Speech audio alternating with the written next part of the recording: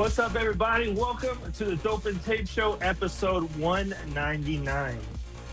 Man, it's been a journey. Next week's gonna be 200. I can't believe it's already 200. We just got back from Viking. I don't know. I want to say it's like a trip of a lifetime. They really took care of us. We got to meet everybody. We went to the valve room. They showed us how a sprinkler head was made, how they do the final CNC machining on the valves, painting. Um, we had a great episode. Blue Collar Broadcasting #5. It All was around excellent, incredible trip. excellent. Yeah. Great Good trip. people, great company. They have a lot to offer. Great to see Um, you, kid. Great to see you. it's good. Yeah, it was good. It was like all these little things are like little bro trips, and Yep. I love it. We try to do a dinner, In the every wet time we lab, get like together. Yeah, the wet lab, and being able to go to a and then I wet lab is had the pretty cool. legend, Mark Wortman, Martin, no Martins. He just knew I was on mess up somewhere. He does it for the views. Let me share this to the Discord. Everybody that's joining, thank you for coming in. Please hit the like and subscribe button. Anyone wants to know about the Discord, it is a private chat room where it's sprinkler fitters, fire protection professionals only for the most part. We can send you a link. You can get access to it. It's a lot more of a friendly space than Facebook, so to speak, talking about fire protection. So I'm gonna send this link at And everyone. we have FirePump Mike. What's up, FirePump Mike? Going on, guys? How you guys doing today? Yeah, man, we're Excellent, good. dude. Thanks for joining us. Good to be home. I've been seeing you popping up. You've been popping up on Instagram. Have you been posting for a while, or I just found you? I think you used to follow my old account, which is Sneakerholics. Oh, okay. Yeah, and We I go way decided. back then. I remember you. Yeah. Um, it's just I had a lot of family and friends on there, and I hated to be annoying with all the work stuff. So I was like, let me make a new account, and I made a new account. I think it was about 6 days ago or so, and literally right now I'm like at 1,100 followers overnight. Good for you, bro. And it's Yeah, just been man. crazy, Hey, man. It's We, actually overwhelming how many people have tried to reach out in private messages and hey, what about this? What about that? And it's like, man, I wish I could reply to everybody. you got to try. So the community is incredible. my one Yeah, word of advice to anyone doing and trying to grow social media is try. You have to respond to everybody. In the beginning, it's overwhelming, but if you keep up with it daily, um, it's. I think it's very important. It's very important to stay connected, and the platform will, um, the analytics will track the interactions, and it will really right. help you. That you got good numbers right now, and it's because it's. We were saying before the show, it's interesting. Fire pumps. I don't, and maybe Brian can come up with a number too. Like, what do you think? Like maybe one in it's got to be like maybe 1 in 50 fitters or 1 in 100 that get to actually only work with fire pumps. Like most guys don't even ever get to work with fire pumps. No. It's and then it's rare that your company has a fire pump division. And then if you want a part of that, good luck. Like Like Well, I got lucky to that I was an inspector, and then on the job as an inspection, the pump failed. So the guys wanted to work on it. I was like, hey, I want to come work on it with you. And that was really the only time I got to fully rebuild a pump. we're not a sprinkler contractor. We're a fire pump distributor. Where are you out Uh, of? we're out of Texas. Okay. So what company is this? If you don't Uh, mind saying. I work for Mechanic. You can't take. Okay. So what cool. brands do y'all distribute? We're reps for AC and Peerless. Okay. Nice. How far are you guys willing to go or how far do you go? Me personally, I've traveled over 9 states, covering for just fire pump systems. Uh, Wow. a coworker of mine made it all the way out to Africa a few years back.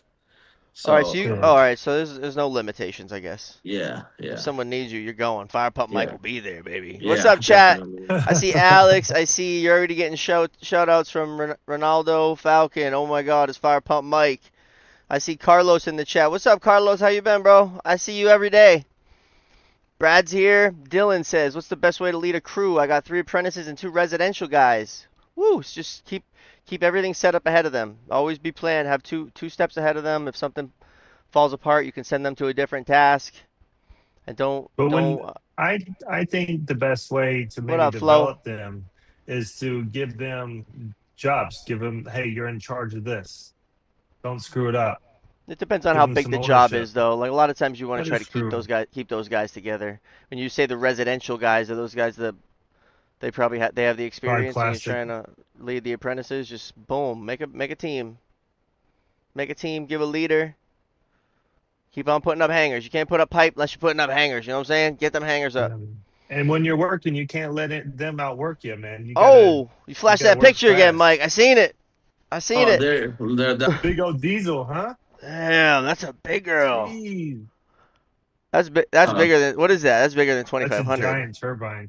that's a vertical turbine. I believe the vertical turbine itself was Huge. around 26 feet or so, plus the right angle gear drive and the engine on top of that. And you know that's got to be a Clark engine on that.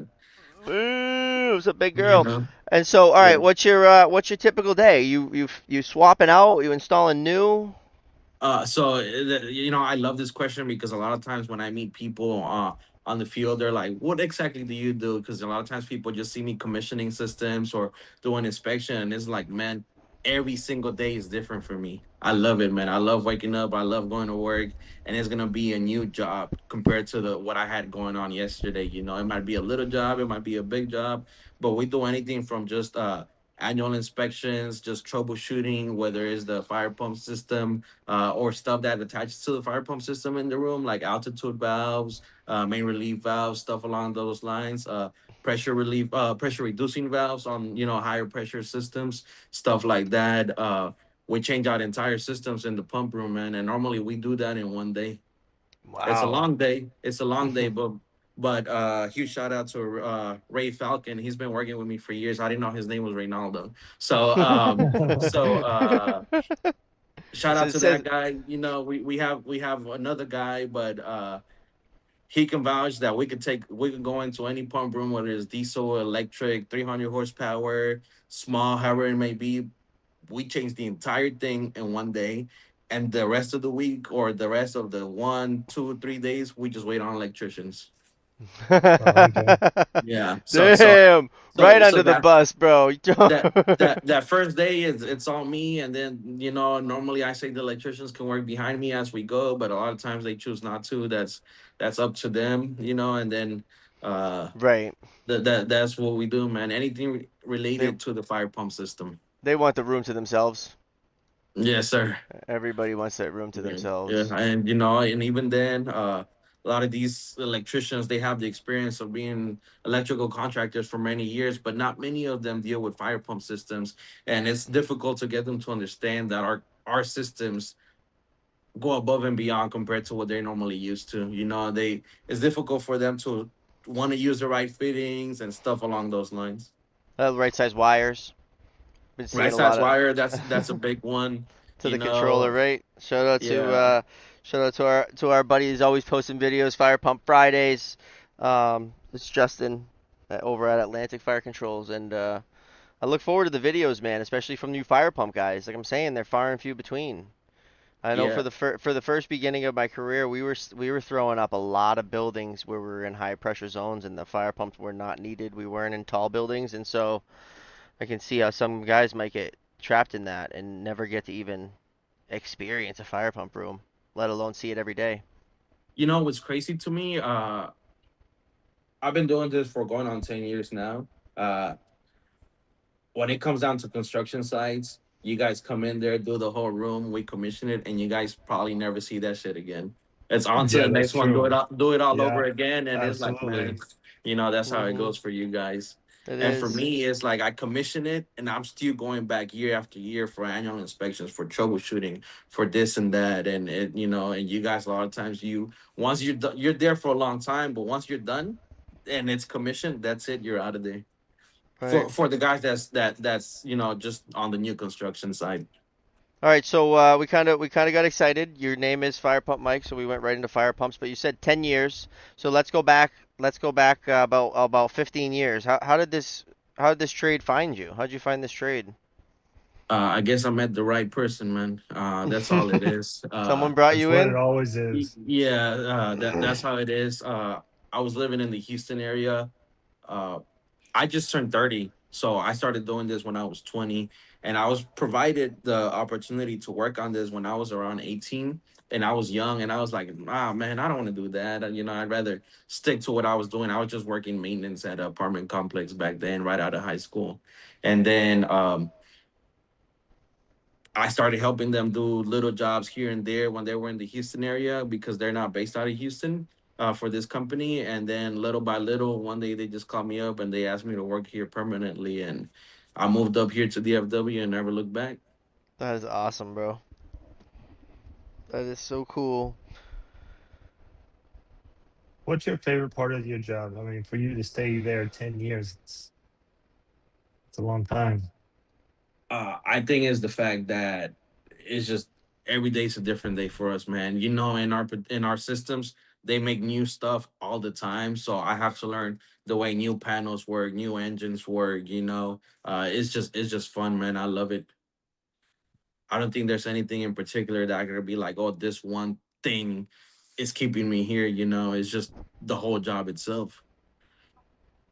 The Yeah, industry that's grabs a hold of you, man. Someone drags you in, and then you're a lifer. Yeah, that's what I definitely. liked about inspections. You get to see somewhere new every day. Are you doing dope and then tape, or tape and then dope, or dope only, or tape only, or different materials? Hit us with it, Mike. Come on. Oh, that's a good question. I love this question, and I know a lot of sprinkler guys are gonna hate me for this. No, Uh, no, no I hate. prefer I prefer tape and then dope. Okay. And Oh, and and and and here's why. And for the record, I do a lot of we deal with a lot of pipe as well. It's not just the fire pump itself. yeah, Oh, yeah, for yeah. sure, for So sure. so the way I personally see it, and the way that I always ask a lot of people, why do you prefer dope and then tape? And a lot of times they don't have an answer. It's more of a, well, that's what I learned, and I never had leaks, and that's Yeah. fair, and I respect that. For me, the way I see it, and I might be completely stupid because I'm just a pump guy. If you get, No. let's say you get a nipple, or let's say you get a 1 inch nipple, all right, Yep. and then you have, let's say, just the 90, and I put the tape on that nipple on the threads, okay, and then I put the dope over that, and then I screw it onto the 90.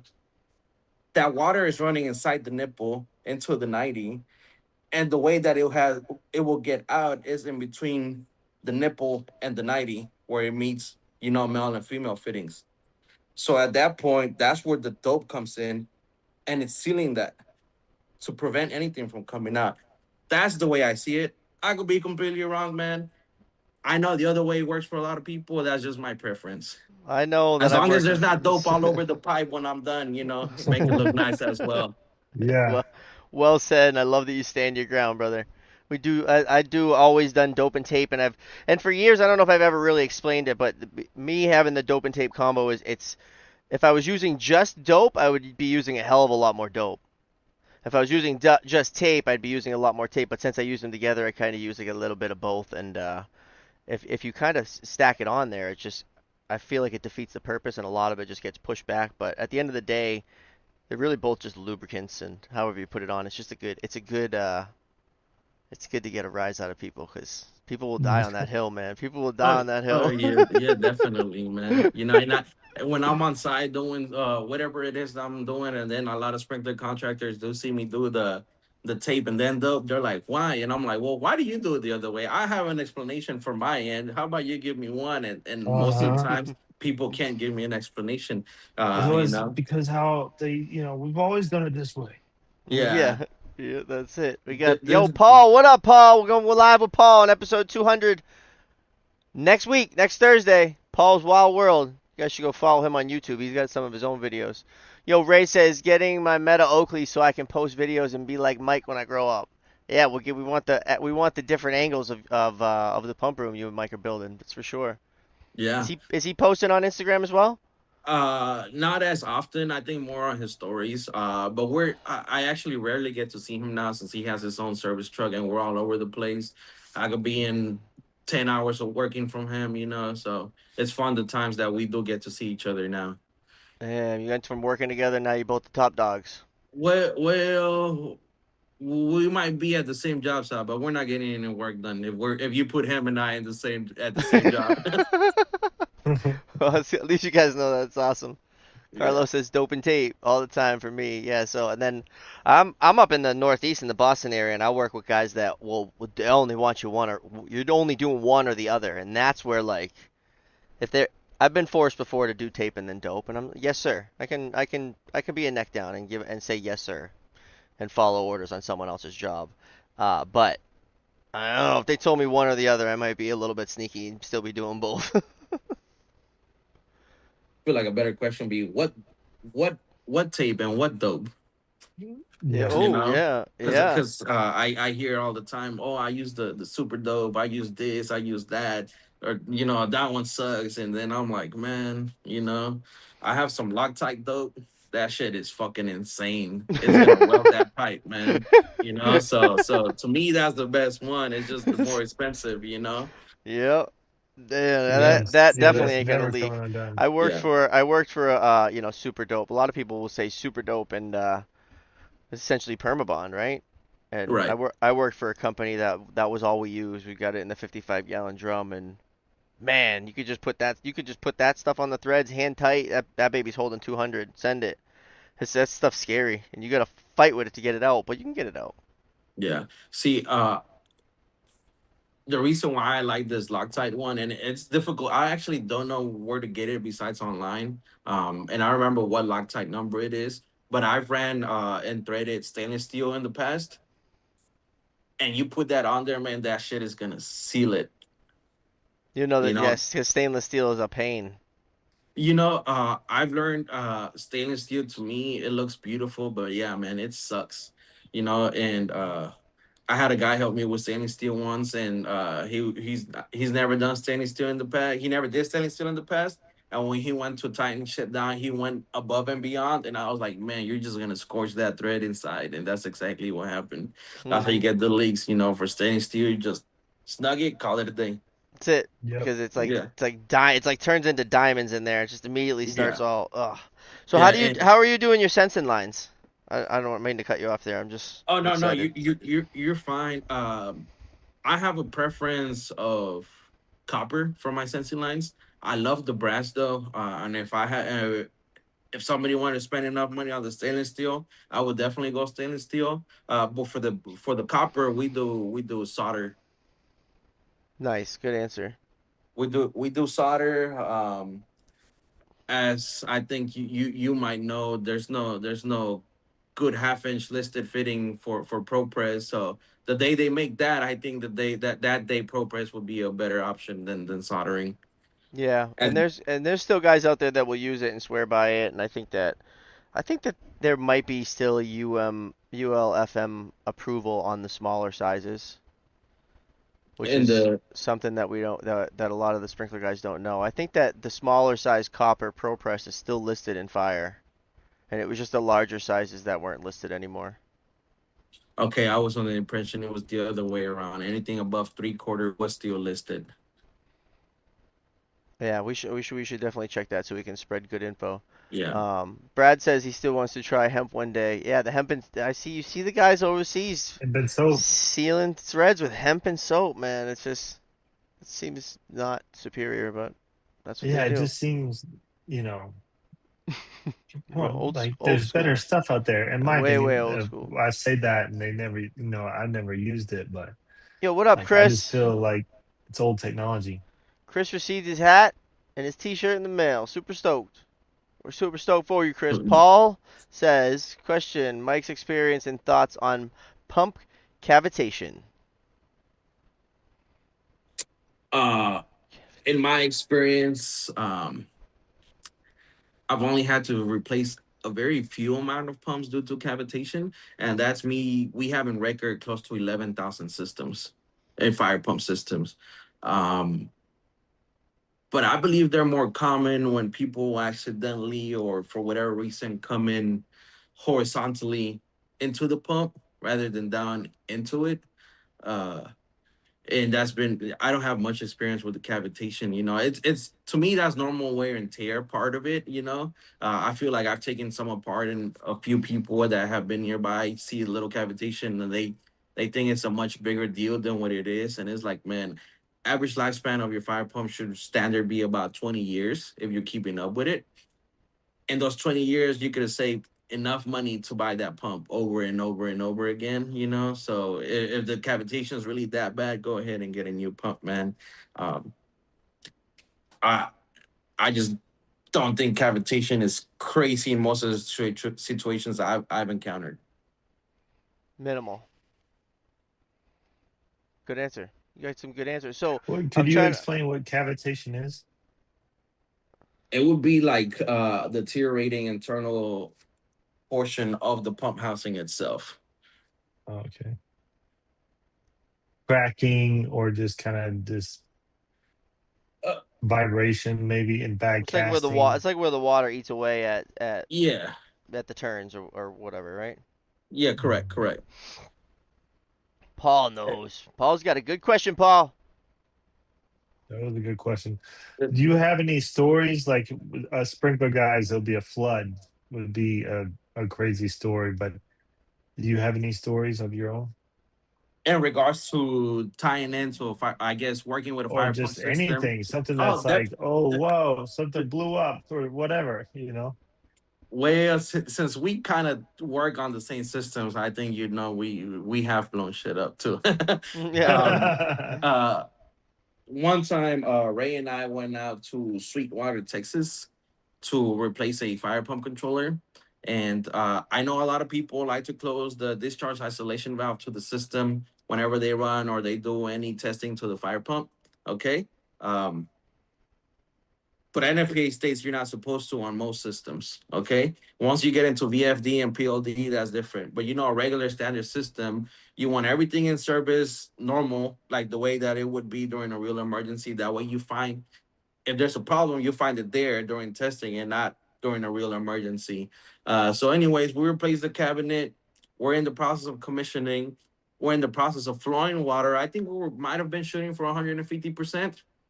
And I don't know where all our volume just drops, Uh-oh. And you feel the difference in the pipe and the water fluctuation and you hear it as well. So we close the test header valve and we're like, man, what happened? And looking at it, I can tell something popped somewhere. And sure enough, one of the facility guys went and drove around their plant because luckily it was a plant and not an apartment complex or anything along those lines. And we're also in the middle of nowhere as well. And a fire hydrant shot up from the ground and landed about 15, 20 feet from where it originally was. So we have Wow. no Dang. idea how high it went up in the air, but we know how far it traveled once it landed, and it broke all the concrete around it nearby. So that was definitely fun to see. Wow, dude. Well, I guess Yeah, that's the best case scenario for something to break is out in the parking lot, right? definitely, Not in the building. definitely.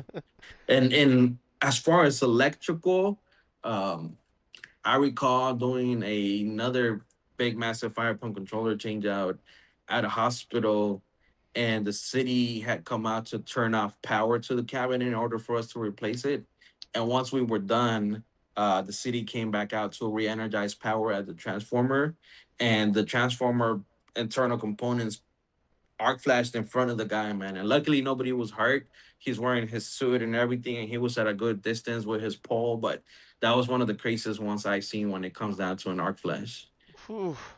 Yeah, That's scary, man. That's something I've only heard about. I'm happy yeah, to hear and everybody was safe.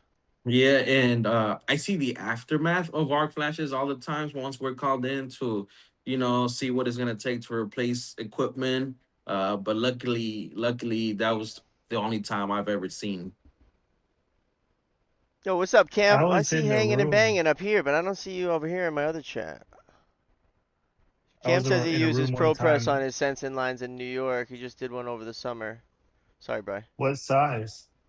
What size are you using, Cam? I don't know why I'm not seeing his comments right here with everybody else. Half inch? You can say whatever you're gonna say. It'll take him a second to respond. Yeah, I was in a room and I was in the corner, same wall as the fire alarm. Not, I mean, the fire pump controller. The controller was, um, let's see, door was closed, and then the actually the fire con fire control rep. I'm not gonna say the manufacturer name. He just flipped it on, knowing that I was gonna just self destruct, and yeah, just it was just havoc in that thing. Just boom, and then lit up the room with light. And it was super loud. It's just destroyed it. Boom. Yeah, Chris is saying, as far as blowing things up, how often have you seen electrical short happen in the peckerhead for a new startup after the electrician wires up the pump? If I'm being honest, I think it was more common when I first started due to the fact of me neglecting the way that they were terminating their connections with how much tape they will use. Okay. Over the years I've gotten a lot better to where I think it's been maybe 2 years since the last time I actually saw that at a new construction site for commissioning. Um so, and it's just kind of, it's just hard having a fight with the electrician telling him, hey, you need more tape, you need more tape, you need more tape.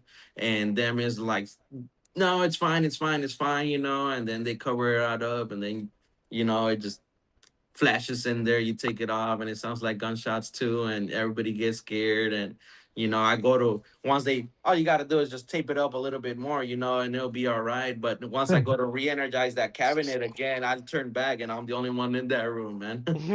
so so so I think originally when I first started doing this, it was a lot more common for me, and that might have been not. I don't want to fully blame the electricians on this one. It was part on my end as well, but I feel like I've gotten a lot better with that. And also, I feel like most electricians have just gone away from electrical tape and rubber tape and friction tape for big motors, and they're going into Polaris tabs. Man, makes it a whole lot better. Yeah. Explain that out. What is it? What is that? I've never heard of that. A Polaris tab is basically if you get a regular. Are you familiar with a regular ground lug?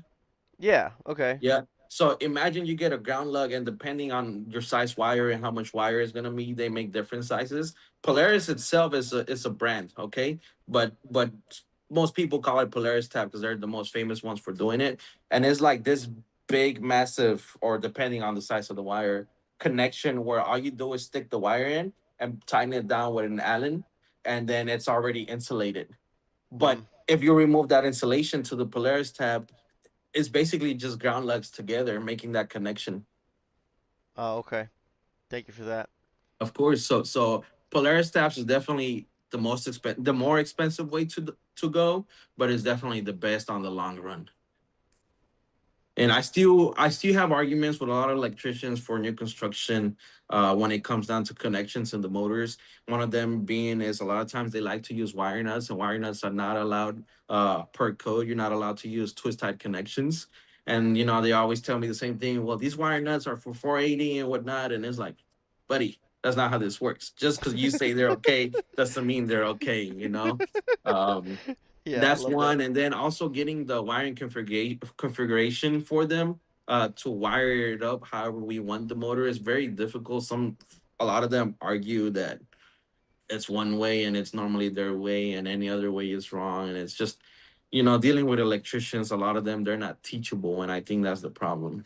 Right, and you're giving them an actual diagram of how it should be, and now then they wanna do something different. Correct. And I do love the ones that I show up and I check the wiring schematic, or once it's been wired and it's not wired to anything. They just hook shit up. You gotta love that one. And you mentioned Justin earlier, and he's a good friend of mine, and I know he runs into this stuff, and these are the kind of conversations I have with him. Yeah, well, those are the videos I love where they bring in like a size that's a size wire that's like half the size.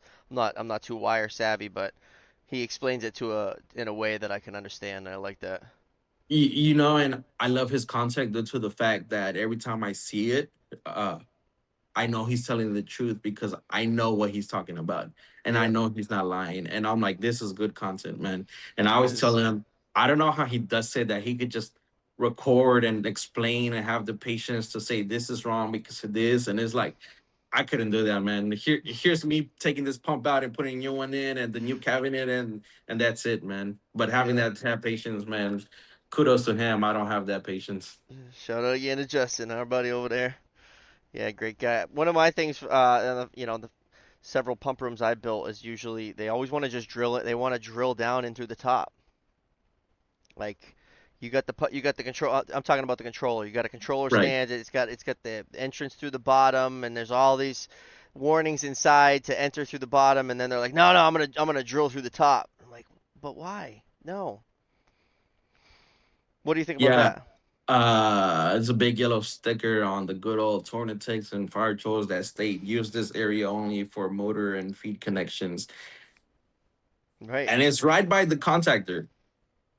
And the electrician could be working in there a whole day and he will never see that sticker. And then there's a big sticker above the cabinet that states what kind of fittings you should use, and to protect the components from debris and whatnot. And Liquid they tight. ignore that as well. And it's a decent sized sticker and they drill right through it. Metal shavings everywhere. Not Metal using shade. liquid tight. Yeah.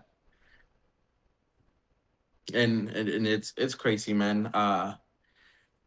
I love electricity. I love the electrical aspect of our job. That's one of my favorite things. Unfortunately, I'm not an electrician. Maybe in another lifetime, we'll see. But man, a lot of them, I feel like they're plug and play people, where they're told take this wire and land it over here, and that's what they do. But they don't understand why they're landing their wire and why it's got to be that wire and that size wire. But Um, with that being said, I've met a lot of great electricians, man. I don't want to bash all of them. I've met a lot of Yeah. great electricians that I enjoy having conversations with them because I do learn from them. Well said, and that was good to follow up like that. You got Chris in here says that he agrees with the Polaris seems to be the way to go. He just started with a position as a pump rep in VA. Thank you for your insight. And cramming all of that in there with a wide delta setup can definitely be a pain. Yeah, definitely. You're running 6 leads too. There is definitely a pain. Um, I had one contractor from the facility go above and beyond and make a special enclosure type pecker head for the motor that must have been like, I don't know, man. I'm not even joking. Maybe 24 by 24 by like 12. It's like overkill for a peckerhead just to have enough space to wire their shit in there. And glad they spend that money, but it looked very mhm. nice. Ray says, quote, I've been doing this for 30 years, unquote. Damn, buddy, that's a long time to be doing it wrong. Yeah. Yeah, that's our conversations with electricians, man. That's a good one. That's a really good one. I like that. Yo, the chat's on fire. Shout out to the chat. Appreciate the chat. Thank you guys. Hit the Thank like you and the guys. subscribe button. Appreciate you all. So, what about a question for you guys? Because Ooh. given that you guys are sprinkler contractors and whatnot, and I have a preference: 420 or 430 for channel logs. Nipex. Oh, oh, Yeah, we're both oh, Nipex guys. oh, that's a hard one for me. My I want to start out by saying my wife is German. Okay. Oh yeah. And so I don't want anybody to think I have a problem with the German steel, but I Hold had on. one pair, and it's given it's also been like 6 7 years ago maybe. The pair I had started to slip, and the teeth just went completely soft on me, and they weren't good anymore. Whoa. So These are the ones I keep on my desk case. I need to do something, but I have these ones out. These are the. Where am I? I don't even know where my camera is. okay, You could. Mini? The little minis? I don't know. the minis. I used channel locks for so many years, but they were I was snapping them. I would snap them right here, so just with my hands. And so I bought these are from 2011, 2012. That's interesting. And so the only thing that went wrong with them is the little button, the little thumb button. Yeah. It still works, but the actual button it lost its little shiny part of it, and that's really the only thing that went wrong with these. Still got pretty good teeth. These things are older than my kids. That But bro, that's going to when I sleep. was starting high school, I think. Yeah. 2011. I I started think 2010. Bro, going to I think sleep I on the have couch. 420s. I Yeah. think I have a couple of them in my tool bag. But yeah, Well, mainly they're the what is easiest that, to just to 7? grab. You can just go grab them at the depot. They're like 20 something bucks, right? Yeah. I think But they're yeah, about at least in Texas, I think they're about 16, 17. I could be wrong though. Yeah, and so you Yeah, gotta that's a good you price. really are spending a little bit more for the Knipex. Knipex. Yeah. What is it, about $10 more? About? No. I think I No, think they're roughly about the these same price. no. Flo, give us a price check. These are like 50. It's German, bro. Costs a lot to get it over here. I mean, I don't think they're stamping the Knipex all day. channel locks in America, you know? Flo says Knipex. Knipex. I saw a video. I Knipex. follow them and they don't even say it that way. Well, what 30 about bucks? the 30 bucks for the Cobras. what Yeah, about about 20, the $10. Come on, 30? hit me with it. Yeah, 30. It's not bad. Interesting. The Connect box. It's not a What is it? neck box. Like the neck box, you know, the Yeah, brown, Netbox. Yeah. brown toolbox with the orange letters on them. To them, it's called K neck box. It's not the neck box. Oh, okay, gang box. Knack. They call it K-Knack. K neck from their manufacturer. Yeah. Knack. Mm. Yeah. Always just spray What's paint your that truck set whole up? thing Like, black. what's that situation? Are you driving to all these states? Are you flying? I'm driving. I need my truck. My truck is my toolbox, so I don't need pack out or anything along those lines. I'm parking on the curve next to the pump room. Worst case scenario, I gotta haul some shit down to the basement if that's where it's located. But for the most part, I'm parking as close as possible. It doesn't matter if I'm in downtown and wherever I'm at. Normally, we park right next to the door. Come on, Mike, give it to us. What kind of truck is Yes. it? 2500 HD. Okay, Diesel? Chevy. No, sir. No I have diesel? regular. I have regular gas, and I'm actually on like my fifth truck or fourth truck, I believe. And Gastro. this is my third 2500, and the first 2500 I let go at about, I want to say it was around 350,000 miles. Uh, What? Different transmission miles. rebuilt. Transmission rebuilt once around 100,000 miles, and the second one might have been somewhere around the 300,000 as well, with original transmission. And You're getting this some one right use out now of I'm these at a babies. hundred. Yeah, right now I'm at 100,000 for this current truck. And what's the Dang. longest? What's the long like how long are you gonna drive before you're stopping? That's not my call. Office Oh, call. oh, Yeah. okay. Well, it sounds Yeah. like you get a truck every 2 years. Uh, it might be about 2.5 to 3, I think, somewhere. World Or yeah, traveler. so Damn, you because putting on So some miles, bro. 100,000 miles a year. Then Woo! a little about. under. Yeah. Sheesh. Probably putting some tires down on the pavement. What are you listening to So do when you're you driving? what do you yeah, you listen to podcasts, you listen to Dope and Tape, you scroll on Instagram. I Allegedly. definitely, for liability purposes, I can state that I scroll on Instagram while I'm driving. Um, but I do listen to a lot of podcasts on YouTube. And I listen to a lot of audiobooks, a lot of Audible Nice. stuff. Mm. Nice. That's what What I kind of do. stuff are you into? Uh, Almost anything, a lot of nerdy stuff, some stuff that Justin has recommended, ninjas with swords and stuff like that. Oh, So, that sounds dope. Okay, yeah, next book I'm gonna be hitting you up. Yeah. definitely. I love Audible and I love how I can make it on like I'll put it on like times two, times 175. Yeah, so on average, my average speed is 1.8 Yeah. for almost any book. One, Crank it right up. Boom. yeah, once I discovered the 1.8 and all that, if you listen at regular speed, it's just like, oh man, this is gonna be a long drive. It's just this is gonna suck. But at 1.8, it's like, dude, it's nice. Boom. I was we yesterday. Brian said, we would just come back from Viking, did a tour of their world class facility, and I just like I'm walking with Brian. I wish I could turn him up to 1.8 on his walk speed.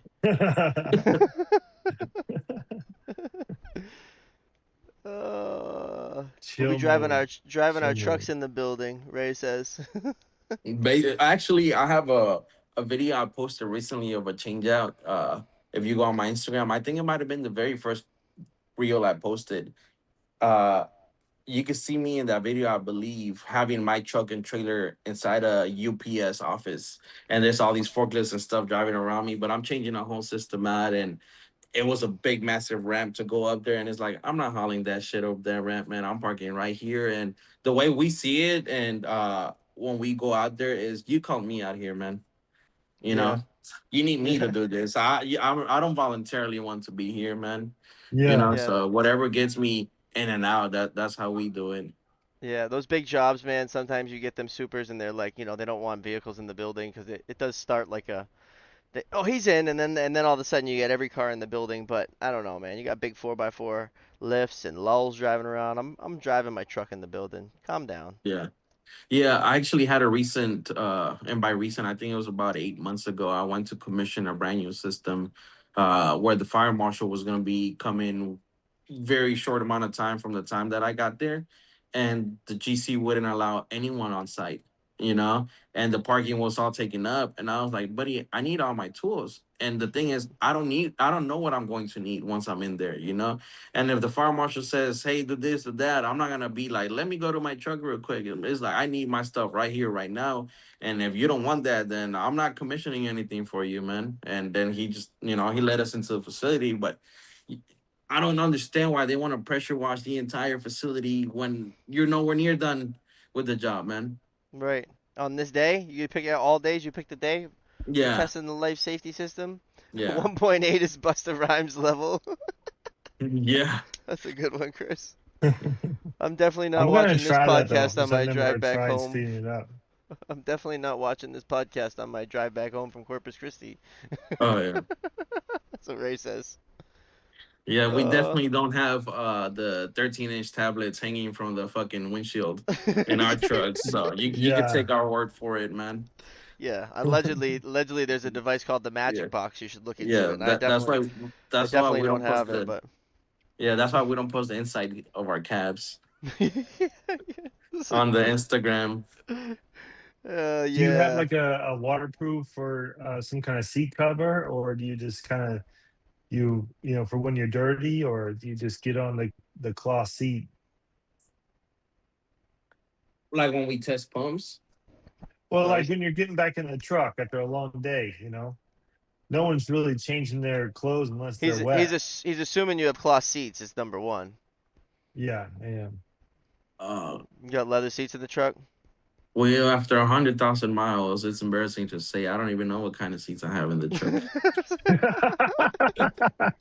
Funny be Yeah. running that thing. But he's Yeah. tired. Yeah, I just fucking get in there and go, man. But Yo, what up, it's funny. CT? A lot of people think we get pretty wet when we do flow testing. It's like you do this enough. It's like get a little bit of water on the side of my hand, and that's about it. Sometimes, man. Yeah, staying pretty clean. It's the name Wet, of the game after so well, many dry. I don't years. know about clean. Yeah, Yeah, yeah. as clean as you were as clean as you were getting like 6 years ago. I noticed as I was evolving through the industry, I was still getting dirty, but not as dirty as like when I was new. Right. You learn. Yeah, and Oh, you're then so dirty. yeah, Dark cloth. That's what Ray says. What's yeah. your He has must? the exact same truck I have. What's your must-have on the truck? You're hitting the road. You're going on a long distance. Doesn't even have to pertain to like sprinklers. What do you like? You got a bug out bag. You got a jumper pack. Like you got a special Uh, jack. What's going on? uh, as long as I have my phone with Audible, I think that's about it, man. Everything else, I could figure it out Right? There's Harbor Freights once I all get across the there. country. I'm going Yeah, Home Depot. definitely. I like to always throw in a jumper pack. I'll bring in like a real jack, so I'm not using that little rinky-dink roly-poly jack if I ever have to change a tire. So we have the profile jacks in our trucks as well for when we do change outs and certain Oh, jobs. It's not just for the truck. There's many fire pump controllers that we install that have to be at a higher level and not ground level. And man, we set those things on top with a 4x4 and we jack it up and nobody has to be holding that shit. I love it. Yeah, see, Yeah. that's Yeah. the tricks of the trade. Yeah, so Yeah. I started seeing you popping up on Instagram, FirePump Mike. I'm like, yo, look at this guy. And then you just said in the beginning, like, I've been chatting with you for years now. When you said your other account's name, we go way back. I didn't realize that.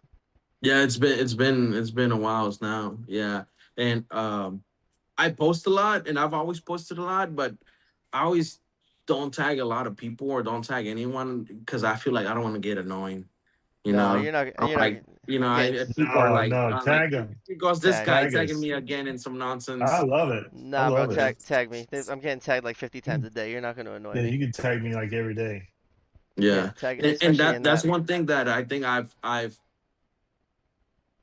want to say that I kind of learned from Bobby here and Chad and uh be consistent with the post. Posting as much as you can, and I think that's keeping you up or keeping one up there. If you post once every 6 months, people are gonna be like, who was this guy again? Mm-hmm. And what I want is not my name to be known, but the work we do to be known, because there's not a lot of people out there showing anything in regards to fire pump systems. There's Mm-hmm. very few things here and there. People do some things. I have seen some posts with misinformation that I don't agree, and I'm like, man, that Right. sucks. Call them out, bro. I'll be right in the comments. I'm the first one to call out some misinformation. And I Uh, hope that if I ever say some wonky shit, you guys call me out on it, because I, I feel like sometimes I'm we should all be teachable, man. We don't know for sh everything. And some people you want to try to teach them or help them out, and they take it the wrong way. Yeah, Yeah, for sure. like you're talking down to them. Definitely. I think that comes in with ego. A lot of people in this industry has ego. Yeah. Oh, for sure. Yeah, and Gotta that's have a no little bit. good. Well, Gotta have a little bit. Well, Yeah. it's life safety. I mean, we're saving yeah, lives at the end of the day. So you gotta, yeah. I mean, ego kind of go. It's a little bit. It's a pride. They kind of go hand in hand. You gotta care about what you do. That is true, Yeah. 100%. And a lot of times people ask me like, "Man, how are you so good at your job?" And it's like, "Man, I love what I do. I think that helps me. It's not just a paycheck. It's like, man, I always joke about it. And it's like, man, you guys are getting paid for this. I'm Yeah. just out here for free. Yeah. This is for the love of the game, man. But I Yeah. feel like if you love what you do, that's gonna go a long ways, and it's gonna benefit you at what you do. Yeah, right, Daryl. Yep, you taught us all. You really did. You did, Daryl. I'll give it to you. You taught us that there was Viking doesn't make a low pressure drive out, because there's a misconception that if you have low pressure, that the low pressure is going to escape the water is going to enter a low pressure system quicker, and that is false. You have high pressure in a system, and the high pressure gets stuck in the branch lines. The water fills the main. The water gets to the fire quicker, and I learned that from the big dogs over at Viking yesterday. So that's why they don't do a low pressure drive valve over there, Daryl. Well, I knew appreciate you that they tuning did in. not have a low pressure. I knew that Brian, part, but I Brian, didn't know Brian did. why. Brian did say it right away, but we did get a good explanation. Um, and it was. I'm constantly learning, and I love to be teachable as well. I don't know. I probably learned a dozen things over the past couple days, and try to take it That's all in. good. And I hope that when a real hope is that when I learn things, that there's not old things falling out the other side. I don't know how much I can Right. retain. That's always my worry. Yeah, and learning new things is always going to benefit you, and you never know when you're going to use what you learn. And so that's nice that you said I learned this many things in the last few days, and it's like, man, if you're not learning something new every day, man, you should try to be learning something new every day, even if it's one thing. It's going to go a long ways. It's so true. Yeah. You gotta always Yeah, be just furthering your knowledge. If you're gonna make a career of it, and if you're stuck in this industry like the rest of us, you might as well learn as much as you can about it, right? yeah, and you're right. Do take pride in what you do, man. Yeah, that's gonna go a long ways. I love when I change the system out and I turn back, and it's done, said and done, and it's just like, yeah, man, I did that. You know, And I'm sure you can tell the difference between certain different contractors when you're going and working on a pump that's already installed, and there was really good workmanship in some rooms, and some rooms just don't have that same level of workmanship. And it that's shows when you correct. when you go back 10 years later to service it and fix it. You can really see where they cut corners. That's correct. Where do you think is the most missed when you go to do the acceptance test? Good questions. I think let's start with an easy one. Uh, Okay. on a test header placement, it should go outside, not inside the pump room. Okay. but there's no ball drip or anything on a test header. People just put a test header and run that line straight to the system. If your FTC has one, uh, your test header is by code should have one as well, and that's one thing that people always forget to put on a test header. You know, that's one. Another one that's I think on the most common one side, on the most common side, at least in my area, is the base is never grouted. Man, Yep. that's a big Oh, one. okay. That's a big one. Base is never grouted. Um, I feel like a lot of the sprinkler contractors that we do work for, they have gotten pretty good over the years. Of hey, here's a list, here's what's wrong, and that list has become shorter and shorter over the years. So that's big plus for them.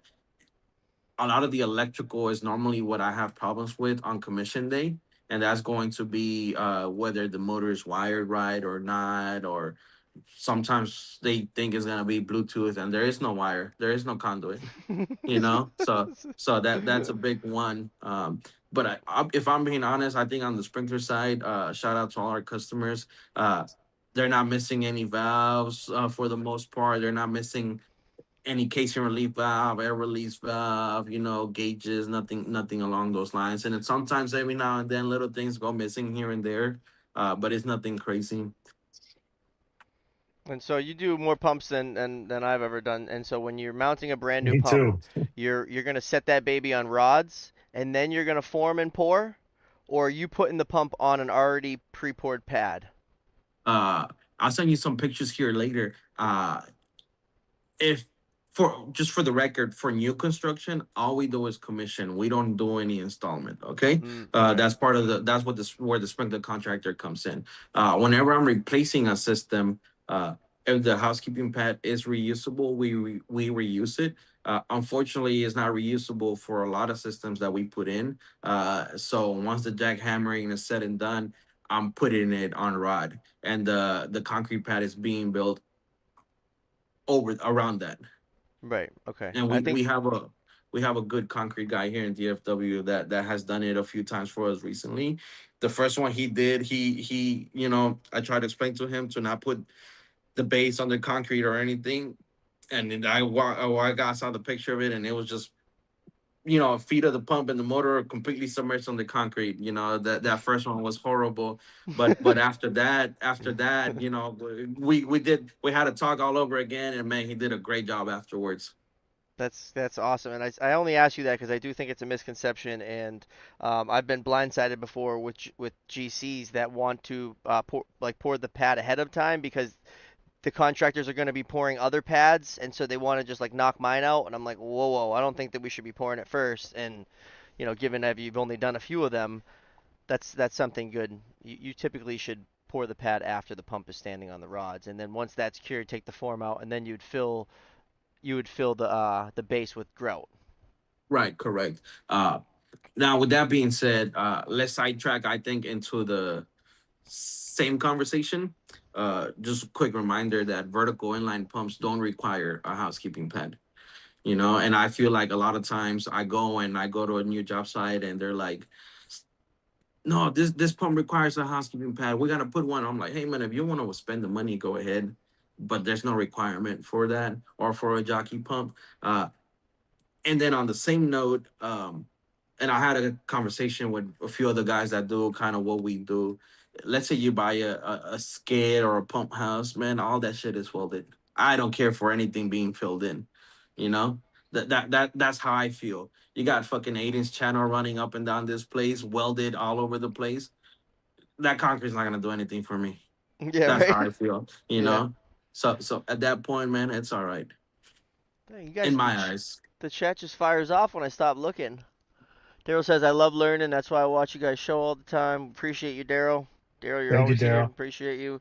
Chris says, how about generator start wires not being ran when you show up for a startup? That's a big That one. that that's a good one. I encountered this.